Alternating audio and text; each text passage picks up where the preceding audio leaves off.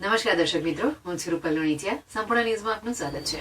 Dhanera police સ્ટાફના માણસો Nenava checkpost પર વાહન ચેકિંગમાં હતા. તે સમય દરમિયાન એક શંકાસ્પદ પિકઅપ ડાલાને ચેક કરતા તેમાંથી માદક પદાર્થનો જથ્થો મળી આવ્યો હતો, જેથી પોલીસે 2 શખ્સો સામે કાયદેસરની કાર્યવાહી હાથ ધરવામાં આવી છે.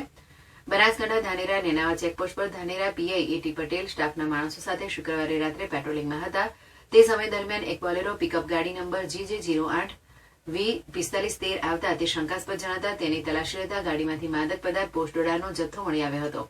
જે પોલીસે ચેક કરતા કુલ 7 કટ્ટામાં 138.300 કિલોગ્રામ જથ્થો, જેની કુલ કિંમત ₹4,14,900 મળી આવ્યો હતો. જેથી પોલીસે રાજપુરોહિત, બાબુસિંહ, પદમસિંહ રહેઠાણ, ઓમ લીલા સોસાયટી ધાનેરા, તાલુકો ધાનેરા, જિલ્લો બનાસકાંઠા, મૂળ રહેઠાણ પુરોહિતવાસ જુડિયા, તાલુકો શિવ, જિલ્લો બાડમેર, રાજસ્થાનને ઝડપી લીધો હતો. જેની પાસેથી પોસ્ટડોડા સાથે એક મોબાઈલ, બોલેરો પિકઅપ વાહન, એક તાડપત્રી મળીને કુલ ₹9,20,000નો મુદ્દામાલ કબજે લેવામાં આવ્યો હતો.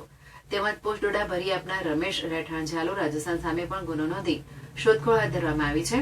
આમ ધાનેરા પોલીસે માદક પદાર્થ પોસ્ટડોડાનો જથ્થો બિન અધિકૃત રીતે આંતરરાજ્ય હેરાફેરી કરતા શખ્સને ઝડપી 2 શખ્સો સામે કાયદેસરની કાર્યવાહી હાથ ધરવામાં આવી છે.